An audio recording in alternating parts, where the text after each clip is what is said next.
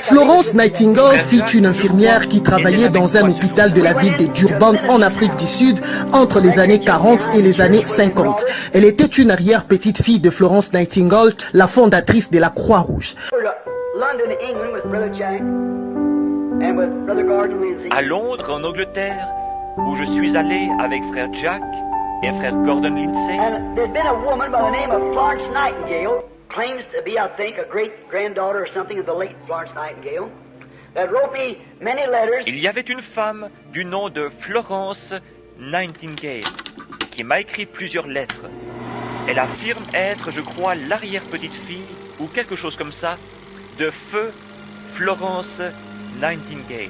Je suis votre frère Zoé Luanga, croyant du message et ministre de l'évangile, chercheur historique dans la vie et le ministère du prophète William Marion Branham. Je travaille à partir de la ville de Kinshasa, la capitale de la République démocratique du Congo, ici en Afrique. Dans quelques jours, je vais annoncer la date de la sortie officielle de mon album de films appelé Chronique de Branham. 120 minutes de compilation de films incroyables sur la vie et le ministère du prophète William Branham. Des miracles, des scènes surnaturelles que vous avez lues dans le message. Vous aurez l'opportunité de les voir représentés sur des scènes cinématographiques. Vous aurez cette compilation de films dans mes clés USB et mes cartes mémoire appelées Chroniques de Branham.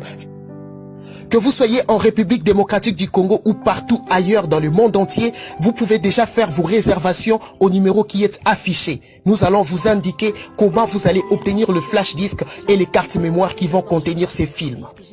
Partout où vous êtes, si vous suivez nos vidéos, n'hésitez pas de le partager et de vous abonner massivement à notre chaîne William Branham Bibliothèque. Vers les années 1949, l'infirmière Florence Nightingale va constater qu'elle va commencer à avoir des fortes douleurs au niveau de son ventre et qu'elle ne parvenait plus à faire la digestion.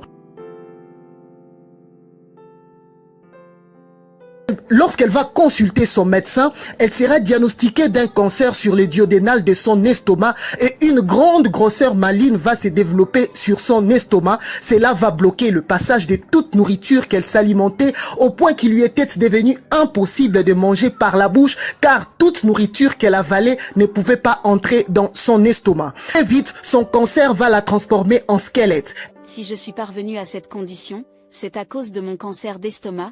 Je ne pouvais plus m'alimenter normalement. Désormais on m'alimentait rien que de la glucose par sonde, et avec cela mes jours étaient comptés. Elle n'était plus en mesure de s'élever de son lit, ses jours étaient désormais comptés. En janvier 1950, vu que les échos des campagnes du prophète Branham avec ses guérisons vont secouer toute l'Amérique, des nouvelles vont parvenir jusqu'en Afrique du Sud. Florence Nightingale va être convaincue que si le prophète Branham venait prier pour elle à Durban, elle sera guérie. Elle va donc demander à son infirmière de rédiger pour elle une lettre pour demander au prophète de venir prier pour elle en Afrique du Sud. La lettre va donc être postée de Durban vers les États-Unis accompagnée d'un billet d'avion et d'une photo d'elle.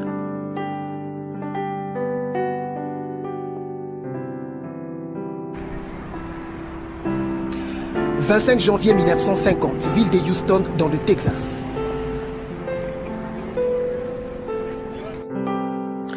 Nous sommes à l'hôtel Rice, l'un des hôtels les plus prestigieux de la ville de Houston au Texas. Le prophète passait son séjour dans cet hôtel puisqu'il avait des campagnes de guérison dans cette ville de Houston. C'était juste le lendemain du jour où la colonne de feu s'est fit photographier avec le prophète Branham. Le révérend F.F. Bozoff va donc remettre au prophète la lettre de la sœur Florence Nightingale avec un billet d'avion plus la photo qui y était attachée.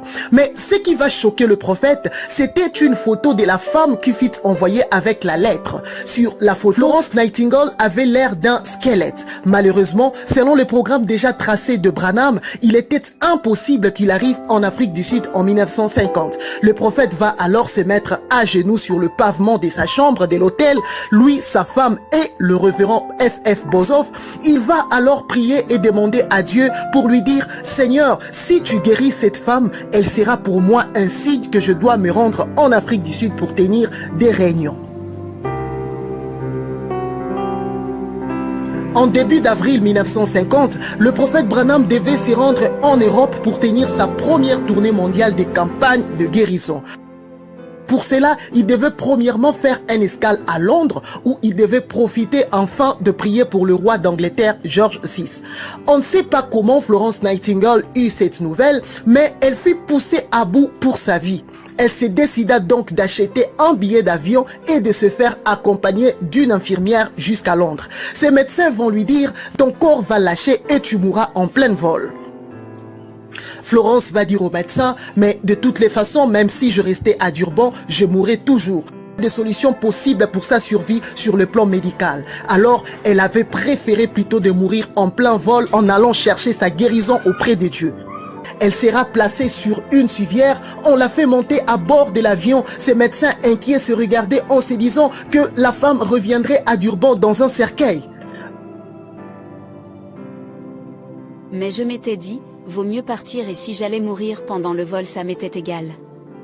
Je n'avais plus envie de vivre. Va-t-elle vraiment mourir à bord de cet avion? Non, puisque une main invisible surnaturelle va la protéger pendant le vol afin qu'elle puisse atterrir à l'aéroport de Londres. Enfin, elle va atterrir à Londres sur le tarmac quelques minutes avant l'arrivée de l'avion du prophète William Branham. Quelques minutes après l'atterrissage de Florence Nightingale, l'avion de l'American Airlines va aussi atterrir sur le tarmac de Londres. Le prophète Branham et son équipe vont descendre de l'appareil. Mais juste au moment où Branham va descendre de l'avion, le haut-parleur de l'aéroport va l'appeler pour lui dire qu'une femme nommée Florence Nightingale venait de l'Afrique du Sud et dans une ambulance, elle désire une prière.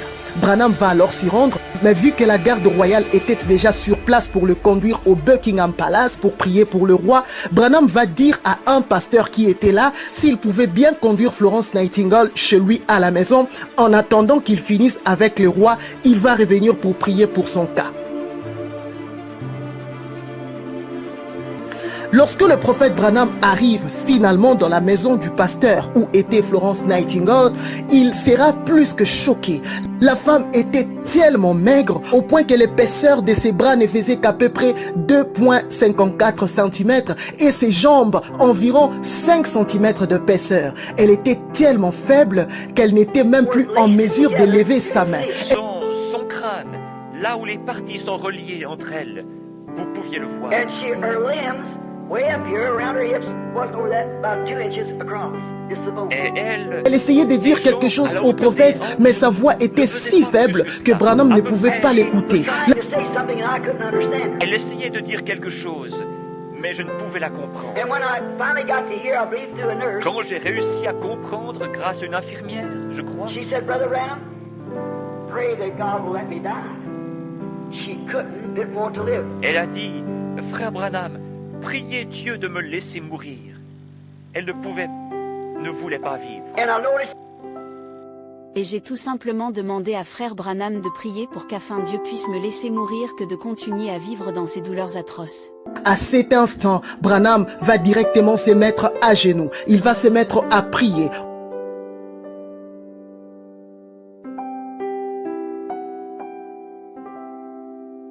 Au même moment, quelque chose d'étrange va se produire. Une colombe blanche apparut mystérieusement sur la fenêtre et s'est mise à roucouler. Dès que Branham termina sa prière et qu'il regarda cette colombe mystérieuse, la colombe arrêta de roucouler et elle s'envola. À cet instant même,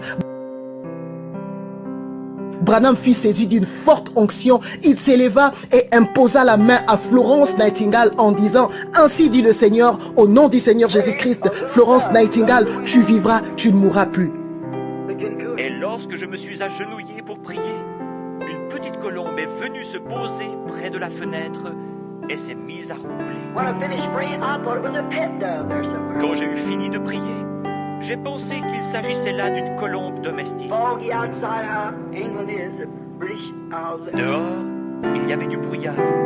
Vous savez comment c'est, là-bas en Angleterre, dans les îles britanniques. And this little dove quit cooing and flew away. Cette petite colombe s'est arrêtée de roucouler et s'est envolée. I walked over and laid hands upon her and called the name of the Lord. Je me suis avancé et lui imposé les mains en invoquant le nom du And Seigneur. the woman is a great, big, strong, healthy woman today, on the wings of a dove. Cette femme est une femme robuste et en parfaite santé aujourd'hui, sur les Lorsque ailes la du colombe ballon. est apparue, l'onction s'est saisie de Branham qui va me dire le ainsi dit le Seigneur.